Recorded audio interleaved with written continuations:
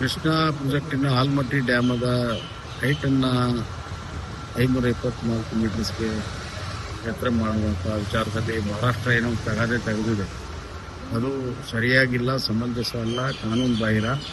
ಈಗಾಗಲೇ ಈ ವಿಚಾರ ಟ್ರಿಬ್ಯುನಲಲ್ಲಿ ಇತ್ಯರ್ಥ ಆಗಿದೆ. ಟ್ರಿಬ್ಯುನಲ್ ಆದೇಶ ಕೊಟ್ಟಿದೆ 524 ಮಾಡಬಹುದು ಅಂತ.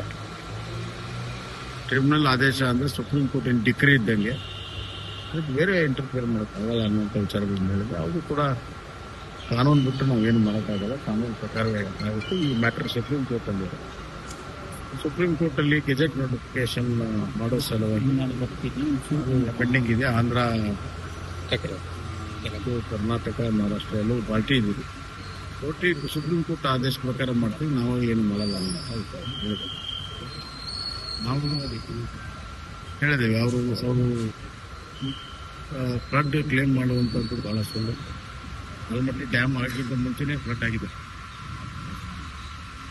ಎರಡನೇದಾಗಿ ಈ ಟ್ರಿಬ್ಯುನಲ್ಲು 3 ರಾಜ್ಯಗಳು ಅಂದರೆ ಕರ್ನಾಟಕ, ಮಹಾರಾಷ್ಟ್ರ ಮತ್ತು ಸೆಂಟ್ರಲ್ 3 ಸೇರಿ ಜಂಟಿ ಸರ್ವೆ ಮಾಡಿ ಎಕ್ಸ್ಪರ್ಟ್ಸಿಂದ ರಿಪೋರ್ಟ್ ತಗೊಂಡು ಟೆಕ್ನಾಲಜಿಕಲ್ ಸ್ಟಡಿ ಮಾಡಿ ಇದರಲ್ಲಿ ಫ್ಲಡ್ಡಿಂಗ್ ಆಗೋದಿಲ್ಲ ಅಂದಾಗಲೇ 524 ಕೊಟ್ಟಿರುವಂಥದ್ದು ಸ್ಟಡಿ ಮಾಡಬೇಕು ಅಂತ ಡಿಟೇಲ್ ಇದೆ. ಅದು ಮತ್ತು 2005ರಲ್ಲಿ ಫ್ಲಡ್ ಆದಾಗ ಸೆಂಟ್ರಲ್ ವಾಟರ್ ಕಮಿಷನ್ನೇ ಒಂದು ಬಂದು ನೋಡಿ ಅವರು ಕೂಡ ಇದರ ಆಲ್ಮಟ್ಟಿ ಹೈಟ್ನಿಂದ ಫ್ಲಡ್ ಆಗಲ್ಲ ಅನ್ನೋಂಥ ಭಾಳ ಸ್ಪಷ್ಟವಾದ ವಿಚಾರಗಳಿರ್ತದೆ.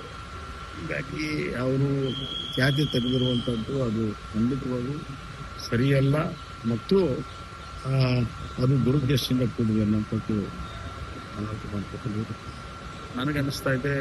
ಕರ್ನಾಟಕ ಸರ್ಕಾರ ಕೋರ್ಟಲ್ಲಿ, ಸುಪ್ರೀಂ ಕೋರ್ಟಲ್ಲಿ ಆದಷ್ಟು ಬೇಗನೆ ಹಿಯರಿಂಗನ್ನು ಮಾಡಿಸಿ ಗೆಜೆಟ್ ನೋಟಿಫಿಕೇಶನ್ ಮಾಡೋ ಹತ್ರ ತಮ್ಮ ಎಲ್ಲ ಶಕ್ತಿಯನ್ನು ಲಕ್ಷ್ಯನ ಹಾಕಬೇಕು ಅಂತ ಕರ್ನಾಟಕ ರಾಜ್ಯ ಸರ್ಕಾರ ಕೂಡ ಒತ್ತಾಯ ಮಾಡಿದೆ. ಸರ್, ಈಗ ಚರ್ಚೆಗೆ ಶುರುವಾಗಿದೆ. Inter state water dispute act clear ಆಗಿದೆ. ಯಾರು ಇಂಟರ್ ಸ್ಟೇಟ್ ವಾಟರ್ ಡಿಸ್ಪ್ಯೂಟ್ ಹೋಗಿಲ್ಲ ಅವ್ರಿಗೆ ಬರಲ್ಲ. ಇಂಟರ್ ಸ್ಟೇಟ್ ವಾಟರ್ ಡಿಸ್ಪ್ಯೂಟ್ ಭಾಳ ಕ್ಲಿಯರ್ ಆಗಿದೆ. ಸರಿ, ಈಗ ಸೆಕ್ಷನ್ 3 ಪ್ರಕಾರ ಕಂಪ್ಲೇಂಟ್ ಆದಮೇಲೆ ಗೌರ್ಮೆಂಟ್ ಆಫ್ ಇಂಡಿಯಾದವರು ಟ್ರಿಬ್ಯುನಲ್ ಫಾರ್ಮೇಷನ್ ಮಾಡ್ತಾರೆ. ಟ್ರಿಬ್ಯುನಲ್ 2 ಕಡೆ ಹಿಯರಿಂಗ್ ಮಾಡಿ ಎಲ್ಲ ಮಾಡಿ ಅದು ಜಜ್ಮೆಂಟ್ ಕೊಟ್ಟರೆ it's decree of supreme court, ಅದಕ್ಕೆ ಪ್ರಶ್ನೆನೇ ಇಲ್ಲ. ಬಟ್ ಈಗ ಉದಾಹರಣೆ ಕಾವೇರಿದು ಆಗಿ ಸುಮಾರು 10-12 ವರ್ಷ ನಂತರ ಸುಪ್ರೀಂ ಕೋರ್ಟೇ ಗೆಜೆಟ್ ನೋಟಿಫಿಕೇಶನ್ ಮಾಡಿ ಅಂತ ಹೇಳ್ತಾರೆ. ಹೀಗಾಗಿ ಕಾನೂನಲ್ಲಿ ಮತ್ತು ಸುಪ್ರೀಂ ಕೋರ್ಟ್ ಅಲ್ಟಿಮೇಟ್ಲಿ ಪವರ್ಸ್ ಇದ್ದೇ ಇರ್ತದೆ. ಹೀಗಾಗಿ ಟ್ರಿಬ್ಯುನಲ್ ಬಂದ ಮೇಲೆ ಮತ್ತೆ ಸುಪ್ರೀಂ ಕೋರ್ಟ್ಗೆ ಹೋಗ್ತದೆ. ಸುಪ್ರೀಂ ಕೋರ್ಟ್ ಯಾಕೆ ಅಡ್ಮಿಟ್ ಆಗ್ತದೆ? ಕಾನ್ಸ್ಟಿಟ್ಯೂಷನ್ ಪ್ರಾವಿಷನ್ಸ್ ಅಲ್ಲಿ ಸುಪ್ರೀಂ ಕೋರ್ಟ್ ಕೆಲವು ಪವರ್ಸ್ ಅನ್ನು ಕೊಟ್ಟಿದ್ದು, ಅದ್ರ ಬಗ್ಗೆ ನಾವು ಸರಿ. ಆರ್ ಅಶೋಕ್ ಅವರು